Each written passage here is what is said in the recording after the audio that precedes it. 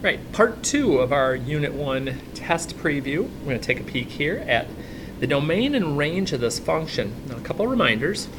Domain is my x value. It's the x value as I move from left to right of my graph. Notice there aren't arrows on the ends of my graph this time, so they're definitive endpoints. And so when I'm looking at my x's, I'm starting at the left at -6, and I'm ending at the right of +6. Again, I look at those values from the x-axis point of view. Now my range is my y values, and that's from the bottom to the top. Bottom, again, it's the y value I'm looking at here to the top.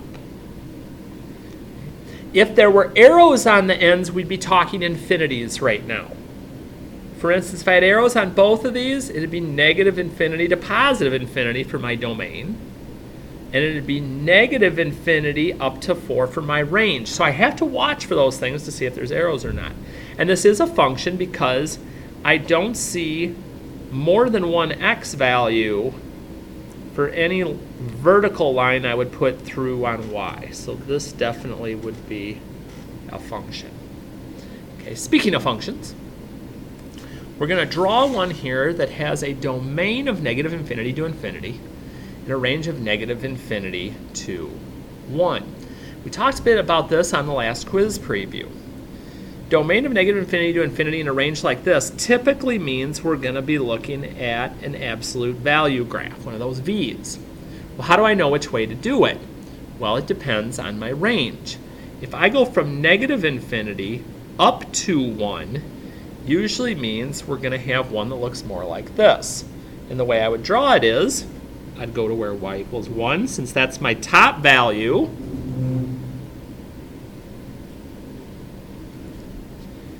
-infinity to infinity for my domain, and my range goes from -infinity up to 1. So it's kind of like what I was talking about in 18, what that would look like if there had been arrows on the end with my domain and range. You actually get to see one now. Describe how the graph of each function is related to the graph of h of x. What are the shifts? Remember, when we're doing these, okay, this is the general form of an absolute value graph. And when I'm looking for my shifts or my translations, my left and right shifts are inside the absolute value, and they're the opposite of what you would think they are. Left is positive, right is negative. My k is my up and down transformation or shift. But those go along with the signs you think they would. So all I'm asking you to do on these, not graph anything, nothing else, just tell me which direction are the shift or shifts going, up, down, left, right. Here, +3, and there, plus is left, so it's left 3. Here, 6 is outside, and it's positive, so we're up 6. And if you wanted to mention that it flips upside down because of the negative, you could. But we haven't talked about that quite as much as we have the other parts. All right. Absolute value equation. First thing to take mention of. That has to be isolated before we turn it into two equations. No option here. Has to be done that way. Has to. So I get to here. Now I'm ready for two equations. First one, I leave alone. Second one, I just change the sign of the answer. I change it from positive to negative. Because again, absolute value, we think positive values. So I'll add my 1 over and divide by 2. I won't yell if you put a decimal here, but if you just leave it as a fraction, that's actually the better, more accurate answer. Here again, add the 1. Now again, be careful. I owe my friend $12. I pay him 1 back. Now I only owe 11. And then divide by 2. Get my 2 answers. No interval notation with equations, so we don't have to worry about that. Kind of worked my way through on something like that. Now here, I'm going to admit I got a little sneaky. Below, you're shown Shirley's work to solve the given absolute value equation. Is she correct? Justify your answer. So you look, you're like, okay, it's isolated. She switched the sign. That's good. And you want to say yes. But there's a little problem. At the very beginning of my problem, I get an absolute value that's a negative. So my question here is, can the absolute value part, not after we've split it and gotten rid of the bars like we did here, but can an absolute value answer be negative? Because even when we got to this point on this one, you're like, well, that says negative 12. Yeah, but the bars aren't on still. When a number comes out of here, it's coming out positive. Can a number get out of here ever and be negative? No. So this one, and it's tricky, it's going to be no solution. Now, I'm not promising you're saying, oh, so it'll be that way on the test too. Not necessarily. I may put it back to normal and fix something else in here that's a little off. But it's just something to think about. Okay, something to remember. It doesn't happen real often, but sometimes it most definitely can. All right. Rolling on. Absolute value inequalities. Solved by showing work. State the solution in interval notation. Graph if needed. Okay. These are the ones where you looked before to try and figure out if they were an and or an or statement first to see, is it possible for me to get an idea of what it should look like? Now, do I have to be able to do this to get it right? No. But if I know this is an or statement, and I know because the absolute value is eating this, it's greater than, I know that the graph of this should look like this. So if I graph it quick, I'll make sure my interval notation's right. So when I'm doing these, make sure they're isolated. This one is. And when I go to do these, I got to switch two things up. I switch up the arrow, the direction. I switch up the sign. Once I do that, I go ahead, I get them both solved. Add my 6 here. Again, be careful with the signs.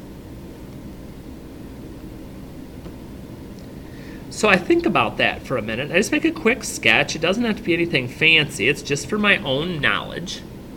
I go, okay, x is greater than, arrow is eating x, so x is greater than 9, going that way.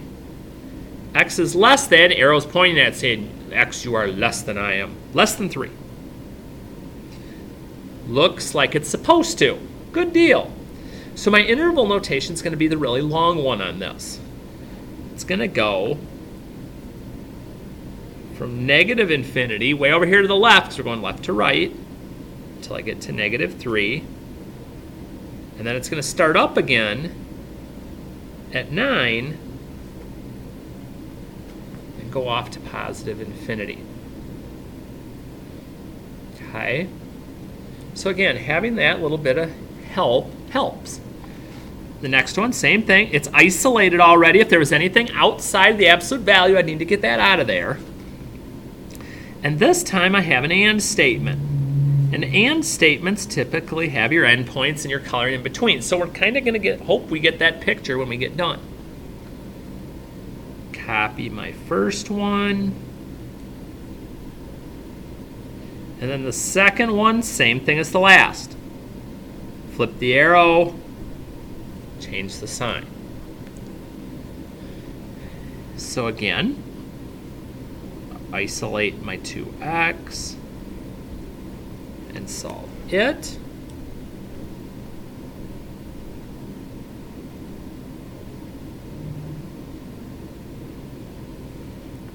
Get that set up accordingly. Again, still take your time to make sure you get through all that. All right, so let's see. X is less than or equal to a positive 2. So less than goes left. X is greater than or equal to negative 5. That goes right and colors in the middle, just like it's supposed to. And my interval notation is going to be really short. I start at the left at negative 5. Go to the right, at 2, and I'm good. But again, with absolute values, there's always going to be 2 inequalities or 2 equations. So when you see those, make sure there's both pieces and that you're not only doing half of those. All right, piecewise, here we come. Evaluate for the given value. Whatever value is in the parentheses is my x value. This is what I'm testing out. This is what I'm plugging in. So when I go to figure out where to plug it in, I'm looking at the inequalities. Because it's only going to work for one of them. Like 5. Is 5 less than 0? No. Is 5 greater than 0? Yeah. So I plug the 5 in where the x is in that expression. You have to plug it into the expression that has the true inequality statement. And once you do that, you evaluate, which means get an answer, not just put it in this form. Get it done. And negative 1/2. Is that less than 0? It is. So I plug it into the first expression. Negative 1/2 times 2 is negative 1. Minus 3 is negative 4, and I'm good. And then finally the last one, be careful. 0. Is 0 less than 0? No. Is 0 greater than 0? No. But is it or equal to? And that it is.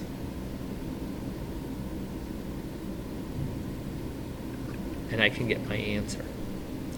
So always look to see which inequality your value plugs into first. And then once you figure out which one of these it is, swing over to the expression and plug it in. All right, graphing the following functions. Okay, a couple things to keep track of here. The inequality always tells me where I must start. This line will start at negative 2. So what our plan of attack has been before is to plug this into the calculator and use the chart to help us. Now, here's my dilemma. I got to figure out which side of negative 2 I want to be working with. Do I want to go more negative? Do I want to go to the positive side? Well, if x is less than negative 2, and no, it's not time to go, less than means I'm going to the left on my number line. So if I were looking at my number line and starting here at negative 2, and I go to the left, negative 3, negative 4 is where I'd be. So those are the numbers I'm going to plug in. So at negative 2, negative 1, it's a closed dot because it's an or equal to. From that dot, negative 3, negative 4, negative 4, negative 7, I'm going to connect the dots. And then I'm going to do the same thing for my other expression. So I'll get back to the y equals. I'll clear this out. If you're using one of the calculators in here, you need to put your negative 1/2 in parentheses. Otherwise, you'll be in for a surprise. Okay, so negative 1/2 in parentheses, x minus 4. Okay, bring my chart up. Now again, I have to start at negative 2. I don't have a choice on the matter. But now I want the values that are greater than negative 2. So I'm going to be moving to the right to negative 1 and 0. And I'm going to plot those points. So at negative 2, I'm at negative 3. Open dot, because there's no r equal to. Negative 1, negative 3.5. 0, negative 4. Draw in my line. I'm done. Hey, it's not a bad process as long as you remember this value is telling you where your line must start. No exceptions. And then you use the less than or greater than to figure out which 3 numbers you're going to do and just connect the dots. And you should be in good shape with that one. Let's keep it rolling here. Start getting into some more recent stuff. Okay, name the vertex for each equation and graph. Okay. Vertex. Remember when we did the shifts before? Well, this is the same thing. My vertex is going to be the opposite of my h value, the opposite of whatever I see in here, the opposite of plus 1 is minus 1. And my k value is whatever's on the outside. So my vertex is at -1, -3. Now, before I can do domain and range, I have to graph this. Well, to graph it, I need my a value. I need my air quote slope. A being positive means this is going to open up. If it was negative, it was going to open down. So I go up 1 and over 2, and I use over instead of left or right because I wanted to go left and right because this is an absolute value. So up 1 and over 2. Get my graph. My domain, again, is my x values from left to right. Arrows equal infinities.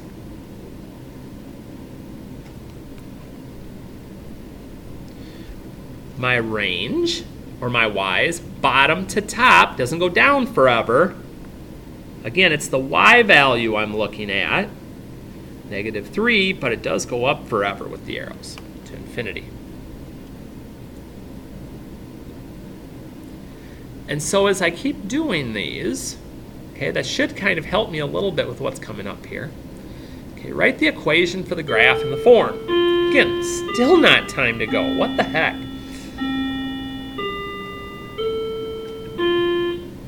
To be able to make this equation, I need the vertex, and I need the slope. So I look, well, the vertex is pretty easy. Vertex is 1, 3. To find my slope, I just count from my vertex to either of the other points that they give me. Now I know my a is going to be negative. How do you know that? It opens down. So 1, 2, 3, 4, 5, 6. 1, 2, 3, and I'll reduce that. And now I'm ready to make my equation. And this will still be here. So I go, okay, f of x here, you can use y. Either one's fine.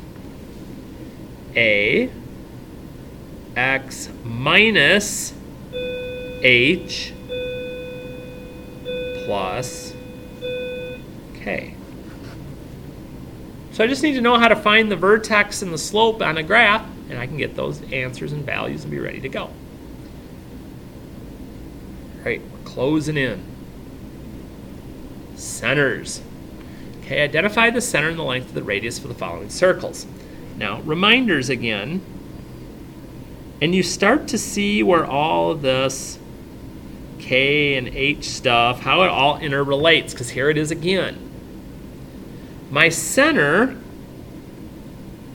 is H and K. It's the opposites of both of these.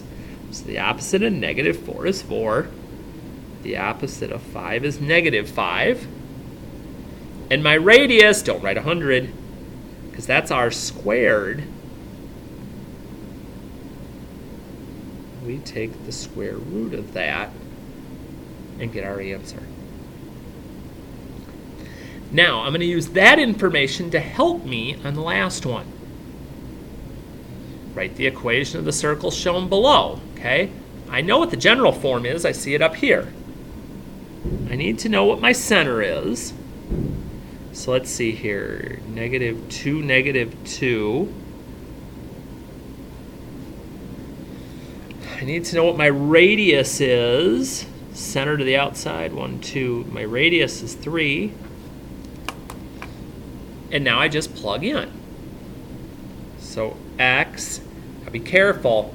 The opposite of h, the opposite of -2 is +2. Okay, plus y. The opposite of k, the opposite of -2 is +2. And then radius squared, 3 squared, which is 9. Okay? So that about covers it. A lot of stuff, huh?